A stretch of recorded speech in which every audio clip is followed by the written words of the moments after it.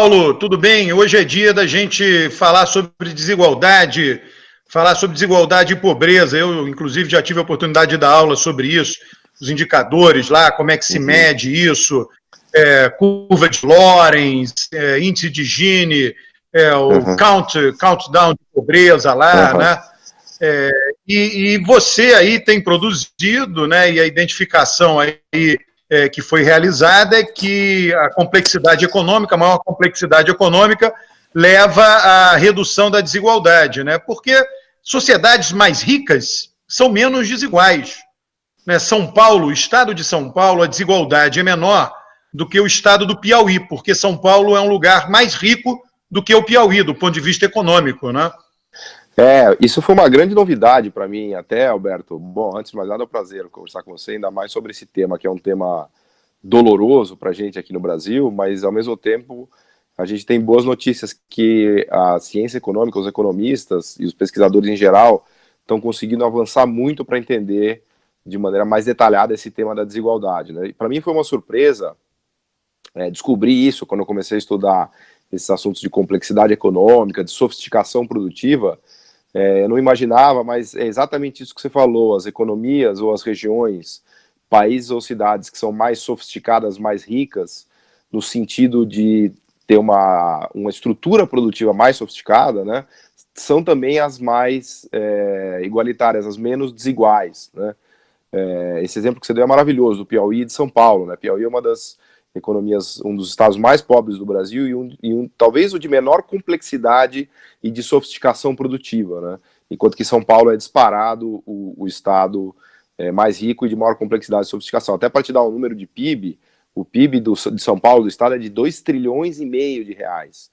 E eu acho que no Piauí não chega nem a 100 bilhões de reais. Então é uma diferença enorme. Então esse é um tema muito interessante de se estudar e a gente tem avançado muito nisso, né?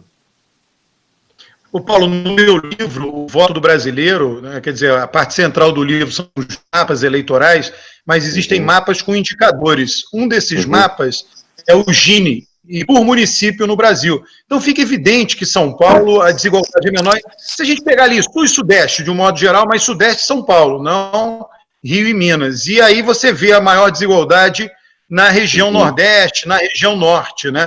Se a gente pegasse esse mapa de complexidade, eu não sei se existe, né? A complexidade econômica por município do Brasil, talvez uma proxy disso, a gente iria ver provavelmente uma alta correlação disso com os níveis de igualdade e desigualdade. A maior complexidade econômica municipal resultando na menor desigualdade e a menor complexidade econômica municipal resultando na maior desigualdade. É exatamente isso, Alberto. A boa notícia é que a gente tem sim esses dados para o Brasil, e para quem estiver disposto dá para fazer pesquisas. Eu nunca vi ainda isso feito a nível municipal, mas a gente tem uma base de dados que se chama Data Viva, que foi feita pelo governo de Minas Gerais, em parceria com o César Hidalgo, economista e físico, econofísico, né?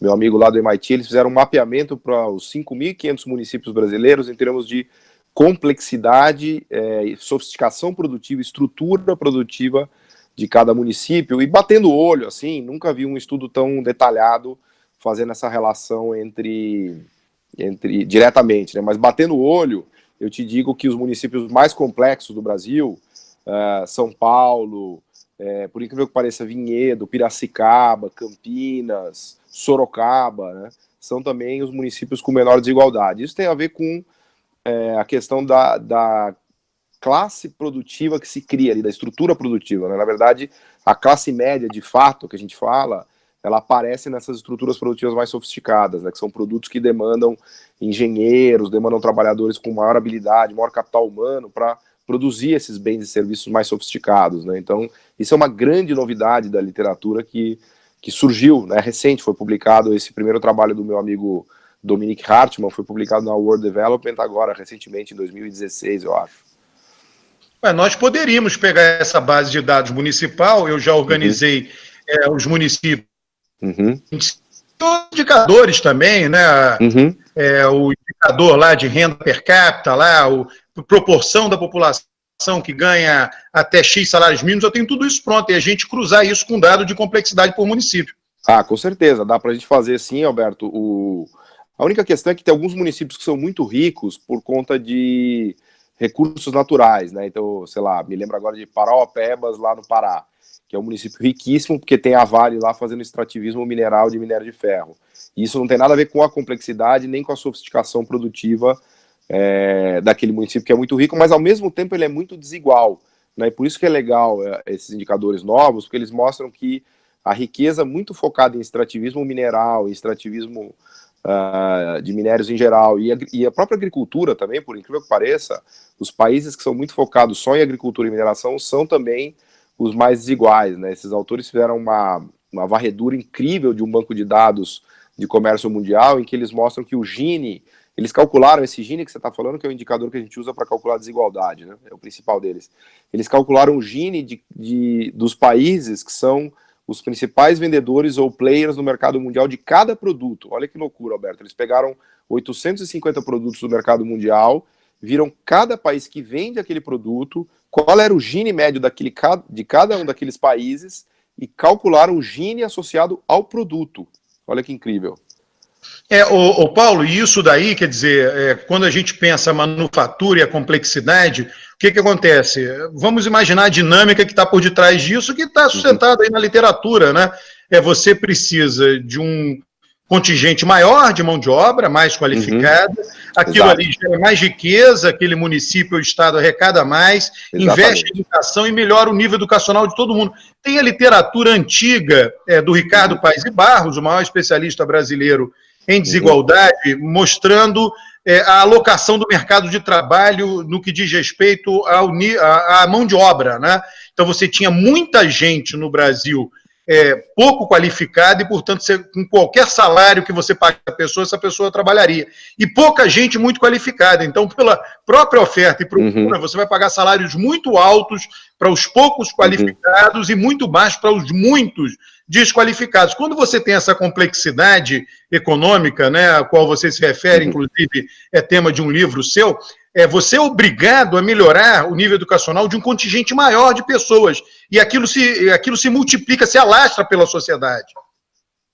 Exatamente, em termos de salários também, né? Porque pensa numa turbina de avião, pensa na produção de aviões, isso é uma coisa muito interessante. A quantidade de engenheiros que tem na Boeing não é muito bom exemplo agora, mas enfim, a quantidade de engenheiros que tem para construir um avião daquele. Nós estamos falando de milhares de pessoas com conhecimento técnico enorme, com muita educação, muito capital humano e ganhando altos salários, né? Para produzir aquele bem que é um bem caríssimo e sofisticadíssimo, né?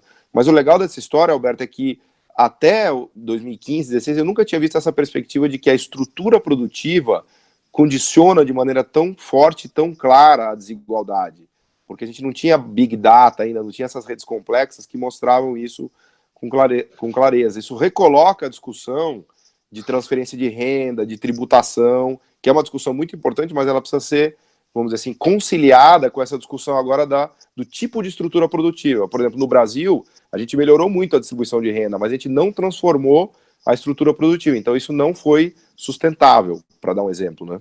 Então, na verdade, Alberto, com esses dados de Big Data, de estrutura produtiva, a gente consegue ver que, se não há uma transformação de fato do sistema produtivo do país, não há melhora sustentada de queda de desigualdade de renda per capita. É o que aconteceu com o Brasil, né? O Brasil deu um grande salto aí nos últimos 10 anos de melhora de desigualdade por conta de transferência de renda, de políticas de renda básica, mas a gente não conseguiu dar um salto de transformar a estrutura produtiva brasileira. Então a gente está perdendo isso, a desigualdade voltou a piorar no Brasil, e isso é uma questão dramática, né? Então, para concluir, e é um tema importante para nós brasileiros, né? Quer dizer, um tema sobre o qual nós nos debatemos já há muitos anos, né?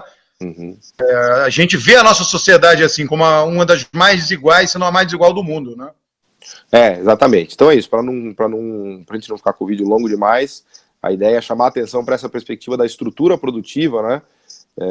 E como isso impacta a desigualdade, ou seja, desligando o economia, desligando a tecla SAP, né? Países que produzem bens sofisticados, né? Mecânica de precisão, química, medicamentos, peças de carro, autopeças, turbinas, computadores, microchips, tanto países quanto municípios e regiões que são capazes de produzir isso são menos desiguais, né? Exemplo, Suécia, Suíça, todos os nórdicos, Japão e assim por diante. Países que só conseguem produzir mineração e agricultura são mais desiguais. Essa é a conclusão. Né? O Paulo, isso liga com outro bate-papo que a gente teve sobre a escolaridade. Você só escolarizar e não gerar o emprego para a pessoa mais escolarizada também não resulta em nada. Então as coisas vão se fechando. Exatamente, é isso, Alberto. Perfeito.